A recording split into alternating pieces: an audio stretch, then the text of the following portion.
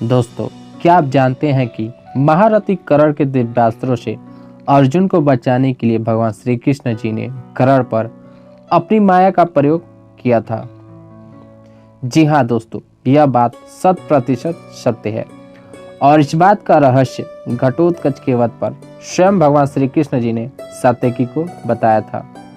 जब महारथी कर्ण अपने शक्ति अस्त्र का प्रयोग करके मायावी घटोत्कच का वध कर देते हैं तो सभी पांडव अत्यंत दुखी हो जाते हैं, परंतु इसके विपरीत भगवान श्री कृष्ण जी अत्यंत प्रसन्न थे।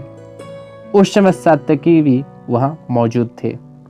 वह भगवान श्री कृष्ण जी से पूछ पड़ते हैं कि प्रभु, जब महारथी कर्ण को शक्ति अस्त्र पर पूरा विश्वास था तो फिर इसका प्रयोग अर्जुन पर क्यों नहीं किया?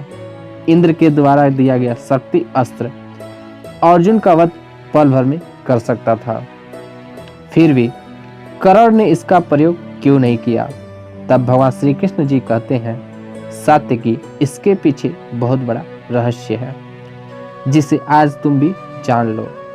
दुशासन, दुर्योधन, शकुनी और जयद्रथ ये सभी मिलकर कर्ण को सलाह देते थे कि पांडवों में अत्यंत शक्तिशाली केवल अर्जुन ही है, इसलिए इस शक्ति अस्त्र का प्रयोग अर्जुन पर ही करना। अर्जुन के मारे जाने पर पांडव असहाय हो जाएंगे और महाभारत का युद्ध भी हार जाएंगे। दोस्तों, महारथी कर्ण भी ऐसा ही सोचते थे। उनके मन में बार बार गांडीवधारी अर्जुन का वध करने के लिए संकल्प उठता रहता था, परंतु सत्य की वो मैं ही था जो सूर्यपुत्र कर्ण पर निरंतर अपनी माया का प्रयोग करता रहता था।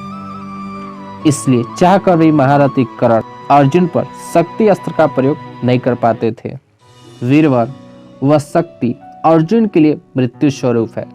इस चिंता में निरंतर डूबे रहने के कारण ना तो मुझे नींद आती थी और ना ही कभी मेरे मन में हर्ष का उदय होता था। वह शक्ति घटोत्कच पर छोड़ दी गई, यह देखकर आज मैं समझता हूँ कि अर्जुन मौत के मुंह से बाहर निकल आए हैं और मुझे युद्ध में अर्जुन की रक्षा सबसे अधिक सताती है।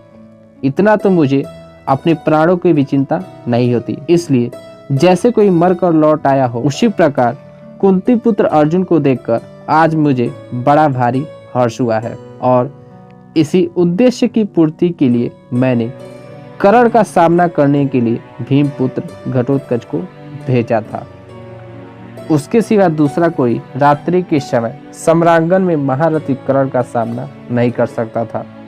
जब तक राधा पुत्र कर्ण के पास वह शक्ति अस्त्र था, तब तक मैंने अर्जुन को कर्ण के सामने महाभारत युद्ध के लिए प्रस्तुत ही नहीं किया था। और सौभाग्य की बात है कि कर्ण का दिव्य कवच कुंडल भी उतर गया।